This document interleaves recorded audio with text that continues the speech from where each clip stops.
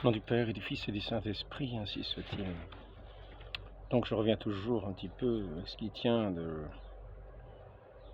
la volonté de voir une crise dans l'Église, au point que finalement, ce qu'on appelle le magistère vivant, cette institution de l'Église, cette hiérarchie de l'Église établie par notre Seigneur, qui a donné autorité, pouvoir, qui a remis les clés, qui sont le roc établi, qui est ce roc établi, sur lequel notre Seigneur dit qu'il veut bâtir son Église, sur cette foi, dans cette charité de ceux qui gardent la parole de notre Seigneur. Donc je reviens à cet article de foi qui est fondamental. Ce roc, c'est notre foi. C'est-à-dire que nous croyons l'Église une dans l'espace et dans le temps depuis la fondation, depuis le temps où le Christ l'a fondée, depuis qu'elle était pleine du feu du Saint-Esprit, descendu à la Pentecôte, non pas pour l'abandonner un jour, non, c'est ce roc. Et nous avons foi en celui qui est le roc de cette Église, que notre Seigneur a établi pour être ce roc. Comment ne pas avoir la foi en celui qui est le roc, indestructible, tenu par Dieu lui-même, et son Esprit tout-puissant, celui qui est le Créateur, qui sera notre juge,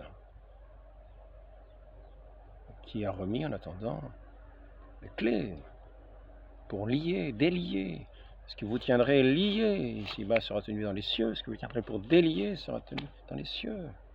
Et c'est dit d'abord à Saint Pierre, qui communique ce pouvoir des clés à ceux qui lui sont unis, car c'est une Église une, bâtie sur ce roc solide, indestructible. C'est là notre foi. Nous sommes établis fortement sur ce roc de celui qui professe la foi véritable et qui ne faillira pas dans cette foi, parce que le Christ a prié pour que sa foi ne défaille pas. C'est ce siège apostolique. Donc il y en a qui disent « Ah oui, mais aujourd'hui, vous savez, c'est particulier, c'est l'Apocalypse. » Alors comme l'Apocalypse, la plupart des gens ne savent pas trop ce que c'est. C'est les grands chambardements, c'est la fin du monde, c'est le dragon qui sort de sa mère de péché, de sa mère de blasphème, et de toutes sortes d'horreurs, c'est l'Antichrist qui arrive. Un jour j'ai fait un petit entretien, un court entretien, enfin un cours, durant un certain temps, sur l'Apocalypse, montrant que cet Apocalypse, c'était avant tout cette révélation, comme un nouvel évangile. Comme un, non pas un nouvel évangile, mais comme une manière de comprendre profondément qui est notre Seigneur Jésus-Christ, et de voir contre qui il lutte, et sa victoire sur le monde, sous forme imagée,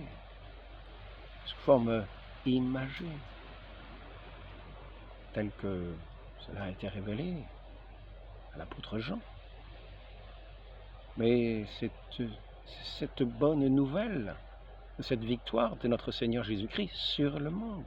Il est question au moment de ces bêtes qui ont le pouvoir de vaincre. Il leur a donné le pouvoir de vaincre les saints. Alors certains font la conclusion, voyez, ils vont vaincre même les saints. Non, il n'est pas dit qu'ils vont vaincre les saints. Il dit qu'il y a un combat à mener, que ceux qui d'une certaine manière se donnent à ces séductions se feront effectivement vaincre. Mais il y a cette grâce promise, ceux qui ont cette foi fondée sur notre Seigneur, qui sont dans son Église, cette grâce promise, avec cette assistance du Saint-Esprit tout-puissant. Qui peut vaincre notre Dieu? Personne. Ce ne sont pas des créatures, des antichrists, des dragons qui peuvent vaincre notre Dieu. Ceux qui sont en Dieu, le Père les tient fermement dans sa main, rien ne les arrachera. Et rien ni personne ne pourra les arracher, pourvu qu'effectivement, ils aiment notre Seigneur, et qu'il garde sa parole, ses commandements. Donc, mais il y en a qui s'imaginent, voilà, vous savez, c'est la fin du monde, c'est la fin des temps promis, et donc c'est l'Apocalypse sera la grande épreuve. La grande épreuve, elle est toujours depuis l'origine, les épreuves, où les martyrs ont subi cette épreuve, ils ont lavé leur robe, leur ce sang versé, uni à celui du Christ. qui est ce témoignage qu'il donne, de cette foi inébranlable, de cette joie intérieure, car souvent ce qu'on remarquait chez les premiers martyrs dans les arènes, c'est qu'ils gardaient cette joie qui apparaissait comme étonnante et qui faisait qu'il y avait des quantités de conversions. Quand on voyait ces gens torturés de telle façon, qu'il y avait en eux cette joie qui paraissait, c'était inouï. Et donc, il y en a qui vont faire référence à des prophéties, parce que pour donner l'apparence de piété, quand on n'a pas la foi de l'Église, quand on n'a pas la foi, quand on ne croit pas en l'Église, quand on ne croit pas en l'Église que notre Seigneur a établie indestructible, quand on n'a pas cette foi au roc établi par notre Seigneur, qui nous établit fermement et solidement, indéfectiblement, quand on n'a pas cette foi, on est comme dans une barque agitée, et si on ne veut pas écouter notre Seigneur, mais qui dit homme de peu de foi, nous serons sans doute ébranlés, nous allons crier au secours, peut-être nous jetterons à l'eau, en dehors de la barque. Eh oui, eh oui. Donc récemment, après l'entretien, je dis toujours le petit entretien, mais c'est pas des petits entretiens, quelquefois ils font 1 heure ou plus. Pour certains, c'est un peu... j'espère que c'est pas pour tout le monde.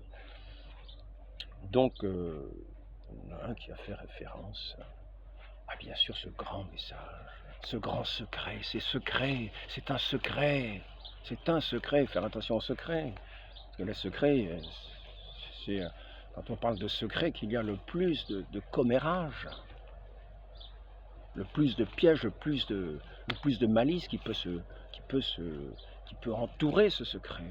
Même si c'est un secret donné de la Vierge Marie, tout autour, ça peut remuer les esprits.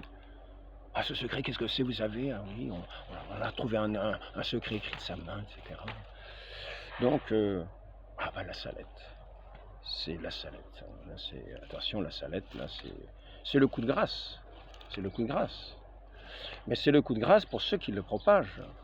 Parce que celui qui mettait un petit commentaire pour montrer que l'Église avait reconnu ce secret tel qu'il est énoncé, tel qu'il a été énoncé. Et il a même eu un sceau, il a même eu un Nihilofstat d'un évêque. Ce secret à la 3e façon, à la 3e mode, qui n'est pas celui qui a été remis au pape. Je crois que c'est Pie IX, me semble-t-il. Il a remis au pape, il a dû être remis au pape en 58, quelque chose comme ça. Si, il me semble, j'ai les documents, vous savez. J'ai pris note, j'ai cherché, j'ai fait des recherches, j'ai fait des découvertes une nouvelle fois. Parce que notre Seigneur nous dit qu'il cherche trouve. Alors j'ai cherché et effectivement, j'ai trouvé la grande supercherie. La grande supercherie. Incroyable. Donc, il a été remis au pape. Le deuxième secret fut mis par écrit en 1851, le 5 juillet, et remis au pape le 18 juillet 1851, c'est précis. Donc,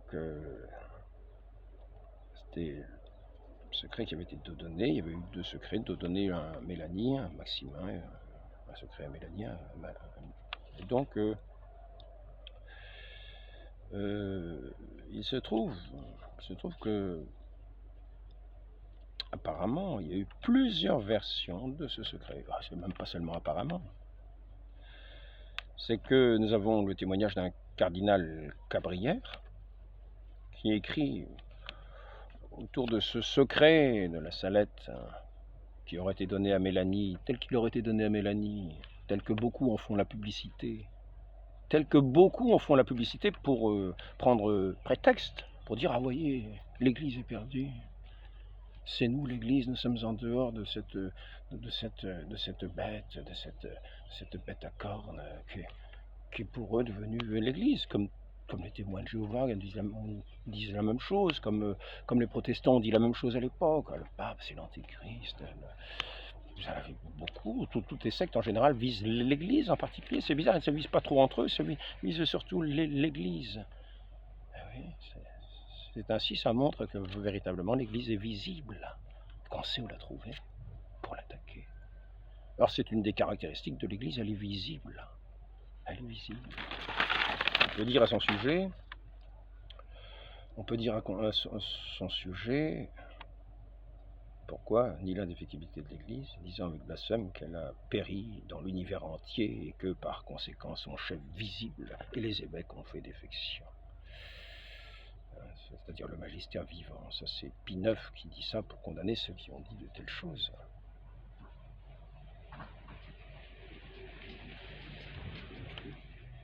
Magistère vivant. Est-ce que c'est marqué qu'elle est visible là? Tu l'as mis quelque part. Ne perds pas ton temps. C'est pas grave. Si tu ne trouves pas où c'est marqué, c'est pas grave. Je fais une nouvelle feuille bien plus complète, bien plus précise, bien plus tassée. Bien, elle n'est pas secouée, mais elle est tassée quand même. On ne va pas perdre son temps avec ça. Donc je reviens visible. Vous voyez, tout le monde l'attaque, on sait donc où la trouver. C'est une des caractéristiques de l'Église. Tout le monde sait où est l'Église. Donc certains disent, oui, mais vous savez, ce n'est plus l'Église de notre Seigneur. C'est une contre-Église. Donc, le cardinal Cabrière écrivit un métropolitain, Monseigneur Lati, et lui dit la chose suivante. Il ne paraît pas que nous ayons là le secret remis à sa sainteté le pape Pie IX. Ah, lui il marque en 58, tiens. J'ai peut-être fait une erreur parce qu'on a vu que ça avait été remis en 51, c'est étrange. Il semble plutôt le résultat d'une composition personnelle, la répétition exacte, plutôt que la répétition exacte du texte primitif. La nature du secret, tel que nous le lisons aujourd'hui, est si étrange. Il est ordonné d'une manière si confuse. Il semble enfin favoriser d'une façon précise les erreurs des anciens millénaires, donc hérétiques,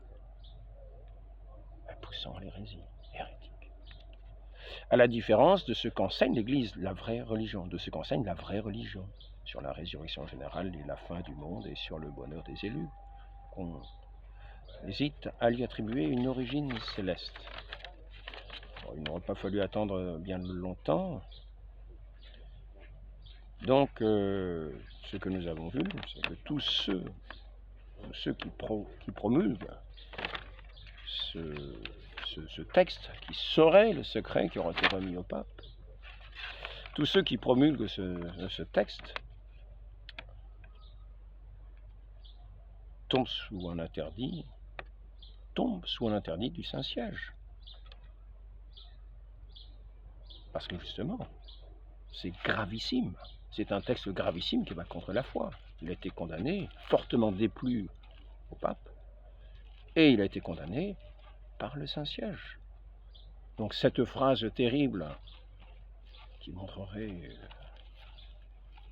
une catastrophe plus que cosmique dans le domaine de la foi, un ébranlement contraire à ce qu'avait promis notre Seigneur, sur lequel on pouvait bâtir sur lequel il bâtissait en toute sûreté, sur ce roc ferme, inébranlable, qu'il soutenait lui-même, son Église.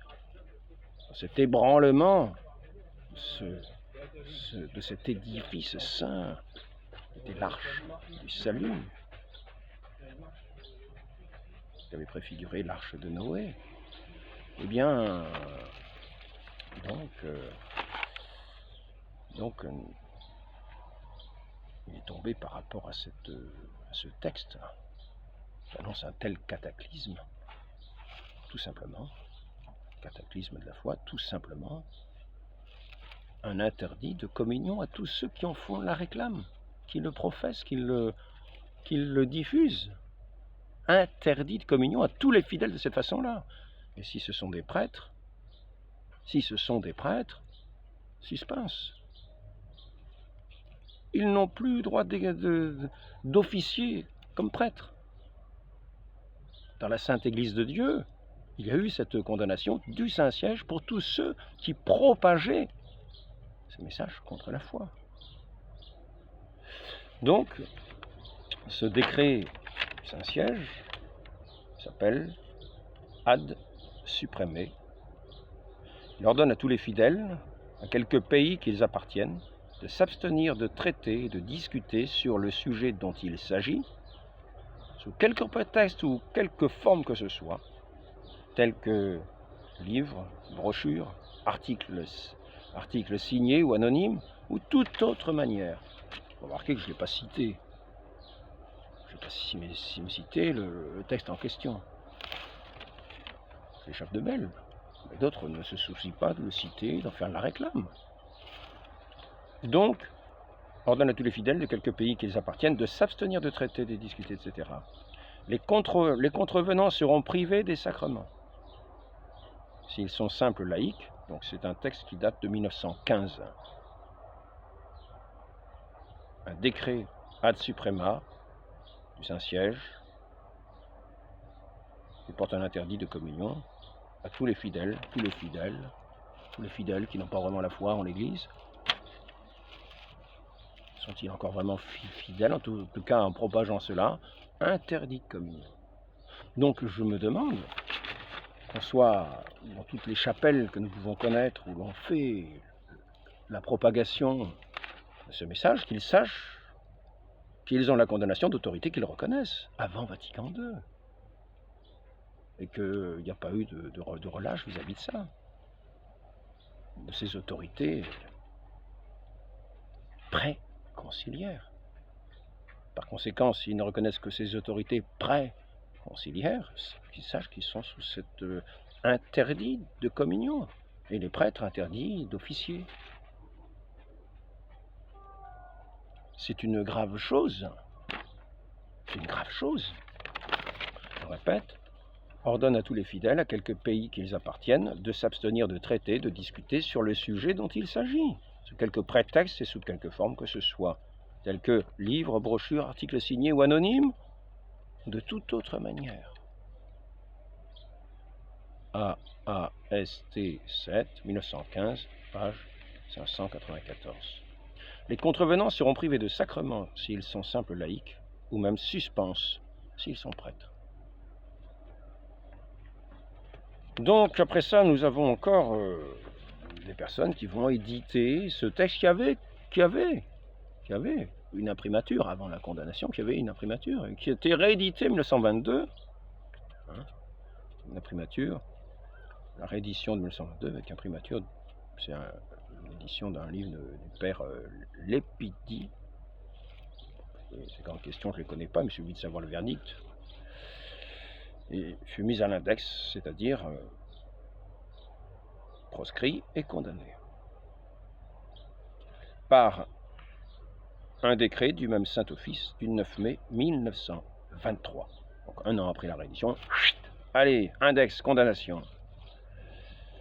Voilà. Donc, en 1957, nous avons, parce que certains vont s'inquiéter, le secret de la Salette, alors il est condamné aussi? Non. Il semble, Rome n'a pas reconnu, à titre personnel, de la part du pape, n'a pas reconnu à titre officiel du diocèse de Rome, toujours, enfin de Rome, n'a pas reconnu l'apparition de 1846, mais par contre, c'est quand même une apparition de 1846 qui est reconnue par l'évêque du lieu, l'ordinaire du lieu, du diocèse de la Salette. Par conséquent, l'apparition est reconnue par l'Église, parce que c'est l'autorité compétente. L'évêque de la Salette est l'autorité compétente. Alors moi, ça n'a pas été reconnu explicitement par Rome. C'est comme ça. Mais, par contre, il me semble que c'est quand même le pape qui avait demandé à l'évêque de la Salette de faire son enquête. Mais ce qui est dit, autant citer directement le père qui est... comment il s'appelle? Lazardo Pizzaro, je ne me souviens plus comment il s'appelle, parce que c'est cette congrégation quand même de la Salette, cette congrégation des missionnaires de la Salette, qui voulait avoir le cœur net de quoi il était question. Est-ce que finalement l'apparition était condamnée elle-même? Donc, le 8 janvier 1957, avec une lettre du cardinal Pizzardo, père Molinari, procureur général de la Congrégation des missionnaires de la Salette, précise que c'est juste le texte du secret rédigé par Mélanie en 1879 et republié en 1922 qui fait l'objet de condamnation. Donc c'est juste ce message-là. Voilà. Donc pour ceux qui disent, vous savez, la Salette c'est reconnu, la Salette c'est reconnu, c'est donc bien que le message il est tout à fait catholique. Non, non, le message est sévèrement condamné, ceux qui le propagent n'ont même plus la communion. Et si c'est les prêtres, dans les chapelles, dans les petites chapelles, s'ils respectent les autorités qu'ils disent respecter, et s'ils tiennent, s'ils tiennent compte des degrés des offices qui étaient avant, comme par exemple pour la communion, 3 heures avant la communion, pour minuit quelquefois, et bien qu'ils sachent aussi que s'ils diffusent ce texte-là en conscience, ils sont suspendus. Donc ils n'ont même plus, ils peuvent peut-être se confesser l'un à l'autre, je ne sais pas comment ils peuvent faire dans ce cas-là. En tout cas, il faut qu'ils y renoncent à cette diffusion. Donc, au sujet des messages, des apparitions, il y a un texte qui était sorti par celui qui deviendrait le futur pape Benoît XIV. Il disait de telles révélations, la révélation privée, même approuvée par l'Église, on ne peut pas accorder un assentiment de foi comme celui que l'on doit pour ce qu'enseigne l'Église, qui tient de la révélation, comme par exemple tout ce qui tient du credo et la foi en l'Église. Là, nous devons un assentiment de foi. S'il y a eu condamnation de ce secret, troisième version, peut-être quatrième, eh bien c'est parce que ça allait contre cet article de foi. Dans le sens des millénaires. Maintenant, je crois qu'on doit dire millénarisme. À l'époque, on devait dire les millénaires. À la fin des temps, vous savez, nous sommes à la fin des temps. Luther s'amusait beaucoup avec ces choses-là. Vous savez, il y a eu un chat qui avait deux têtes. Nous sommes à la fin des temps. C'est l'Apocalypse qui arrive. Vous savez, j'ai vu une comète, j'ai vu ceci, j'ai vu cela. Il y a telle guerre à tel endroit. C'est la fin des temps. Donc, seul celui qui est sur le Saint-Siège, comme disait son père Luther, c'est l'Antichrist. C'est l'Antichrist, nous sommes dans la fin des temps. Oui, il faut sortir de là. Sortons de là. Sortons de ce roc qu'a établi notre Seigneur pour être à la base de notre foi, la solidité jusqu'à la consommation des siècles. Voilà à quoi nous invitent tous ces gens sous les plus belles séductions. Donc je ne vais pas faire un entretien qui va durer 1 heure. Juste un entretien assez court sur ce sujet. Je ne vais peut-être pas m'attarder, je vais peut-être juste rappeler certains points des fois. Oui, je peux en rappeler un en particulier, peut-être. J'ai pris beaucoup de notes tout à l'heure. J'ai recopié un texte. Alors un texte qui est important de connaître, qui concerne ceux qui auraient la tentation de sortir, qu'ils sachent qu'ils subissent d'autres condamnations. Qu'ils sachent ce qu'ils sont. Le magistère de l'Église, je le répète, hein,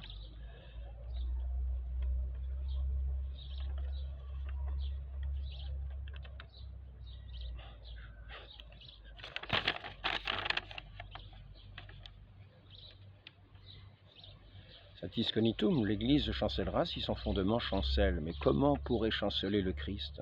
Tant que le Christ ne chancellera pas, l'Église ne fléchira jamais jusqu'à la fin des temps. Où sont ceux qui disent l'Église a disparu du monde, puisqu'elle ne peut même pas fléchir?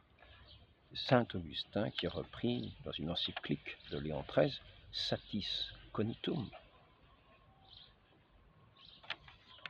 Une ville placée sur une montagne ne peut être cachée. Pas d'éclipse.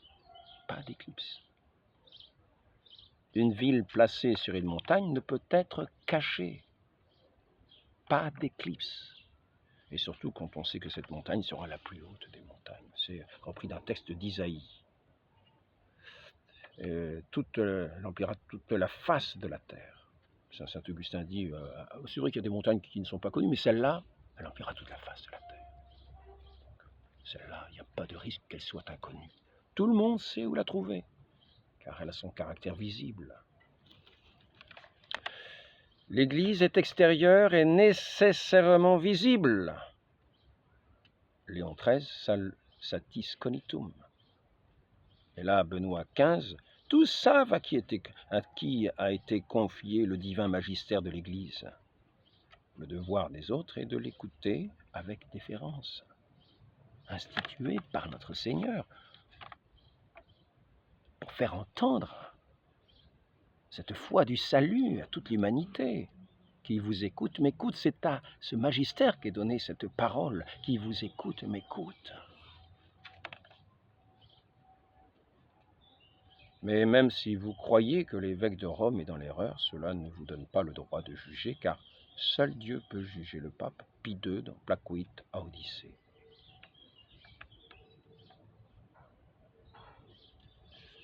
Il est dit par saint Paul, l'Église est la colonne de la vérité. La base est la colonne de la vérité. Donc ne méprisons pas l'autorité instituée par notre Seigneur pour le salut du monde, afin de enseigner, de régir.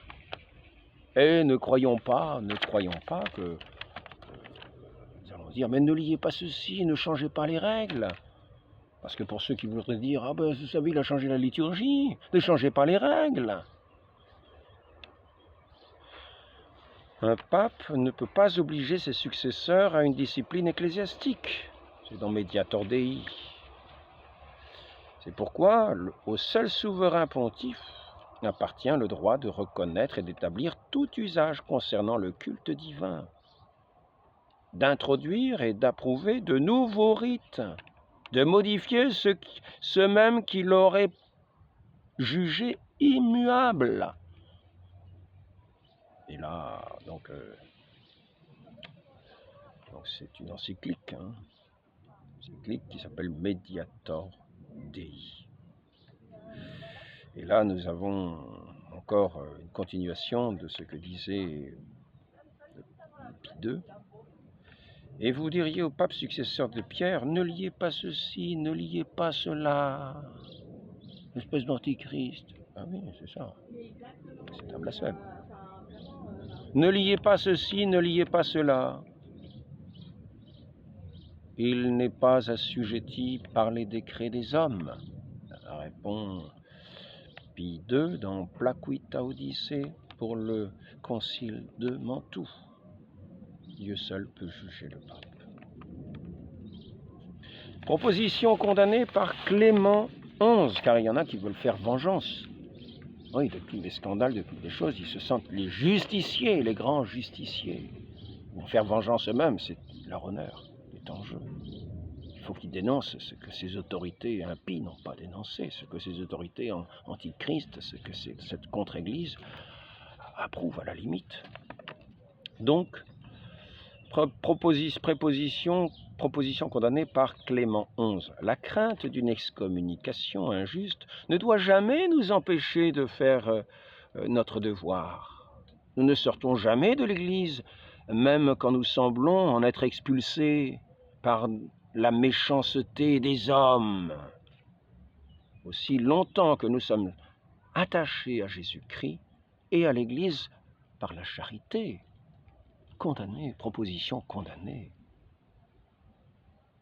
sont en dehors de l'Église. Proposition condamnée.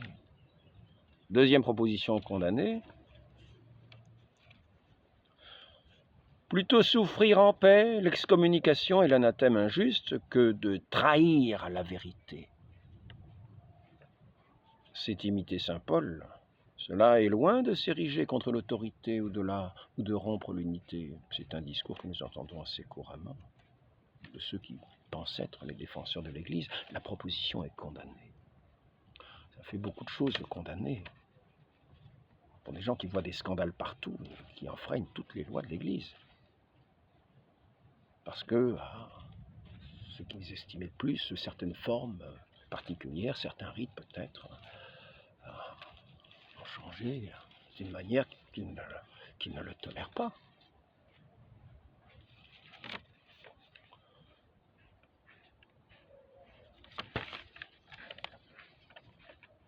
Je voudrais même venir à Armor-Laetitia, aborder le sujet, parce que ça fait partie de ces scandales qui rôdent dans certains esprits. Le sujet des divorcés et remariés, d'abord le pape François qui a dit, finalement ce sont les évêques argentins. Alors j'ai pas lu le texte des évêques argentins. J'ai pas lu le texte des évêques argentins, mais je vais donner des cas ou une condition, je vais vous la proposer, et vous réfléchirez si vraiment vous y trouvez un péché qui empêcherait finalement une communion plutôt discrète, ainsi que François le recommande dans ce cas-là, c'est-à-dire des gens qui étaient mariés. Peut-être étaient-ils mariés à l'Église, peut-être n'étaient-ils pas pieux. Sans doute qu'ils étaient mariés à l'Église, parce que le mariage est devenu la valeur pour l'Église. C'était des gens qui se disaient catholiques, qui ont été mariés devant Dieu, à l'Église. On ne dit pas que le mariage est nul, le mariage est reconnu comme valide, sinon ce ne serait pas sinon on ne parlerait pas de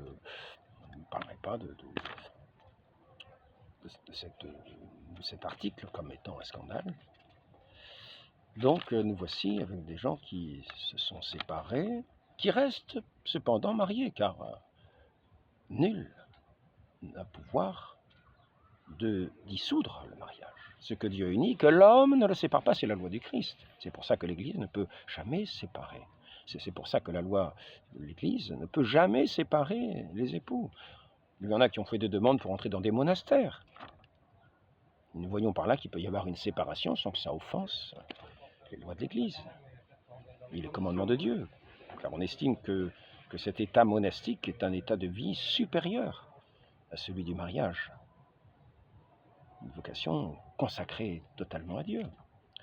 Et là, maintenant, entrons dans cet autre cas de figure. Je vous le soumets, mais vous verrez vous-même, en sachant qu'il faut toujours interpréter. C'est une règle, une loi de l'Église, une loi obligatoire. Quand il y a ambiguïté, on choisit le bon côté nécessairement catholique.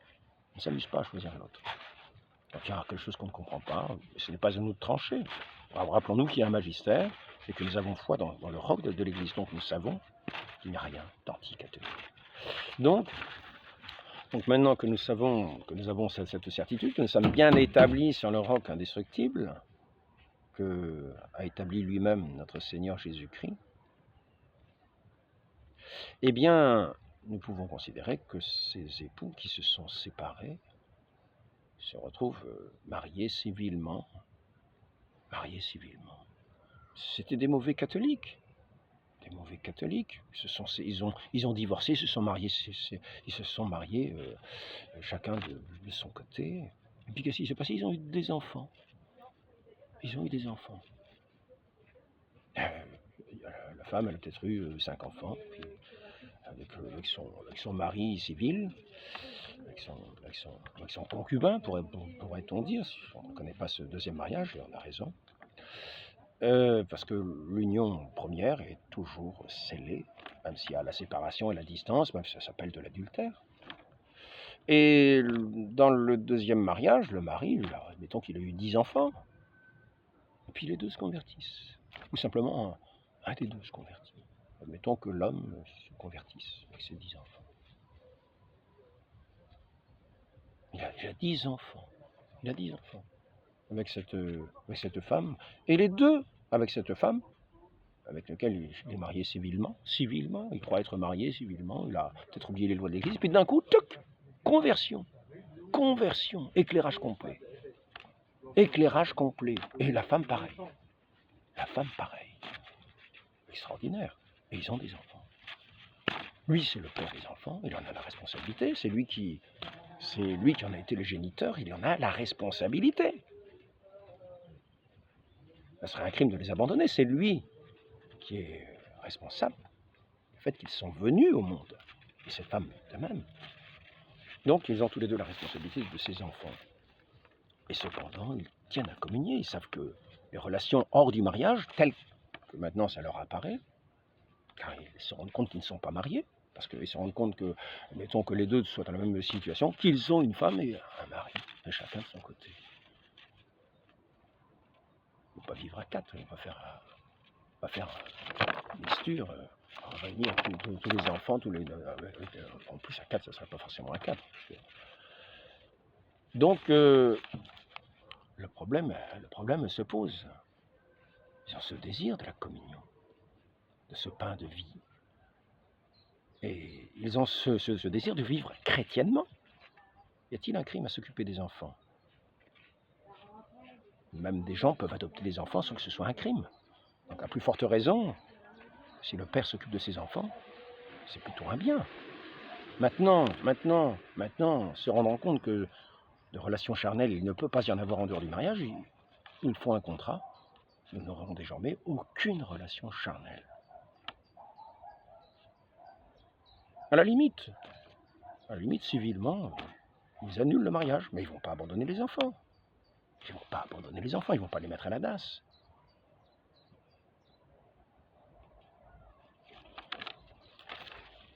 Y a-t-il un obstacle à ce que discrètement, non pas au vu du public, mais discrètement, le prêtre puisse leur donner la communion?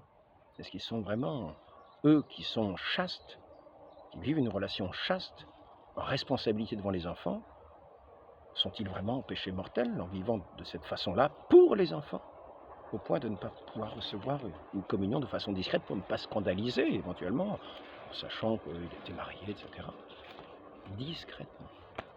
La question, c'est une question que je pose avant de condamner des textes qui appartiennent à un magistère authentique, c'est-à-dire à lesquels on n'est pas tenu de porter foi, mais plutôt un assentiment humain, un petit peu comme pour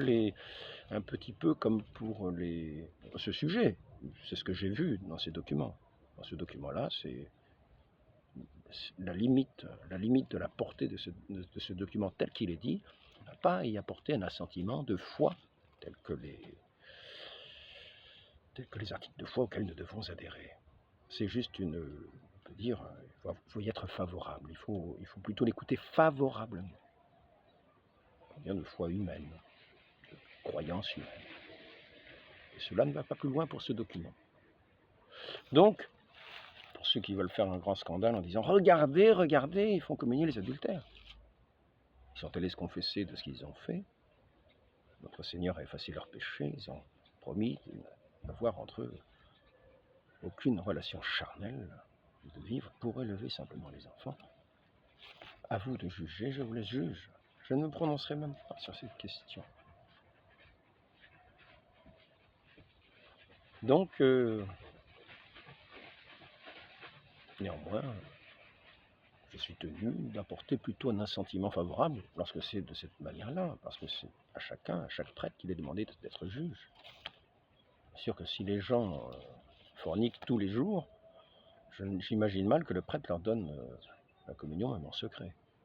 Ça serait, je pense, gravement offenser la dignité des sacrements. Donc, voilà, venons-en à davantage de prudence et de foi, surtout de foi. Croyons en ce que notre Seigneur a établi si nous croyons en lui. Je ferai un dernier rappel à un texte qui a son importance, est-ce que c'est celui-ci? C'est pas celui-là. Pie IX, et simulta luctosa. Puisqu'il cherche à prendre au piège le pontife romain et les évêques successeurs de Saint-Pierre et des apôtres, et à ruiner la réalité du pouvoir de juridiction. Rappelons-nous, tout pouvoir, dit notre Seigneur, m'a été remis au ciel et sur la terre. Allez par toutes les nations, baptisant au nom du Père et du Fils et du Saint-Esprit.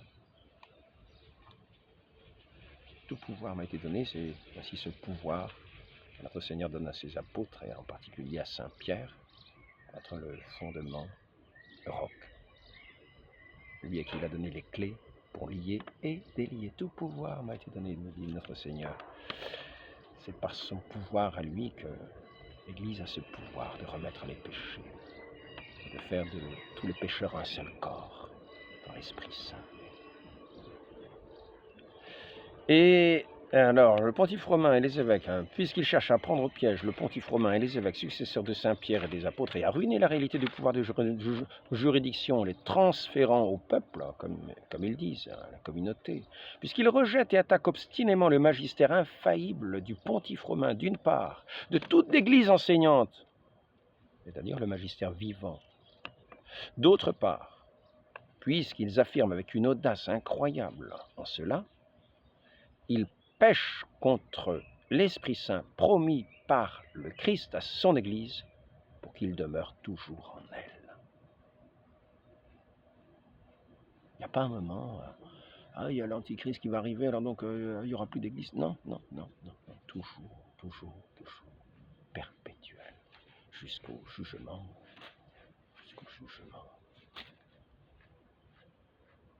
ce grand jour du jugement.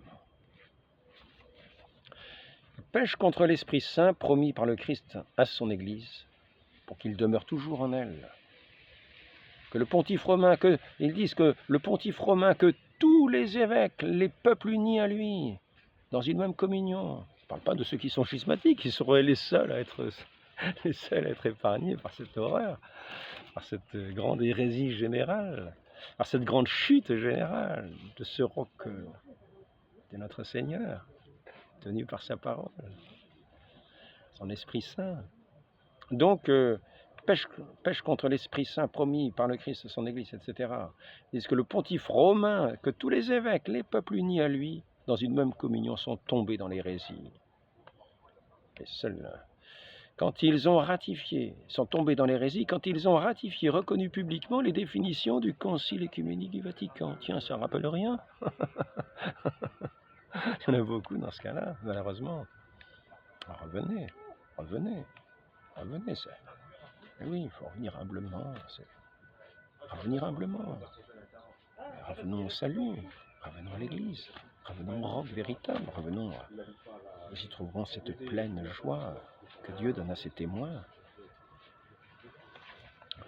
Quand ils ont ratifié, reconnu, donc ils disent, tous ces gens-là disent que, en fait, le pape, les évêques et tout le peuple uni à eux ont chuté quand ils ont ratifié et reconnu publiquement les définitions du Concile écuménique du Vatican et en les professant. C'est pourquoi ils nient aussi l'indéfectibilité de l'Église. Pour ceux qui disent qu'il y a une interprétation, non, l'indéfectibilité de l'Église, c'est dans son magistère vivant.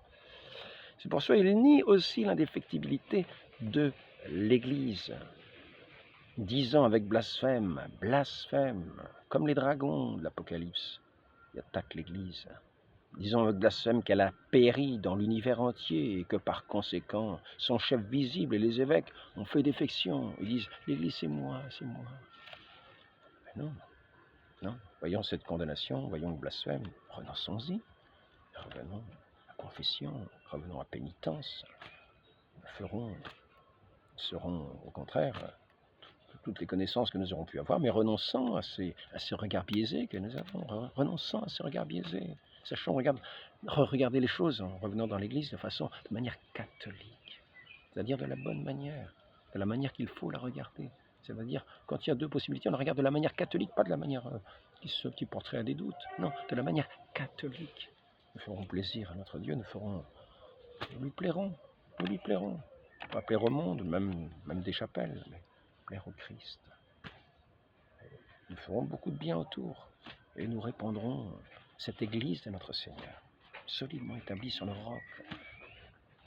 Ils ne seront pas des propagateurs qui nous donneront l'interdiction de la communion, mais des propagateurs, non pas d'un secret obscur, mais des propagateurs de ce message, quand on l'a entendu au creux de l'oreille, on le divulgue au grand jour.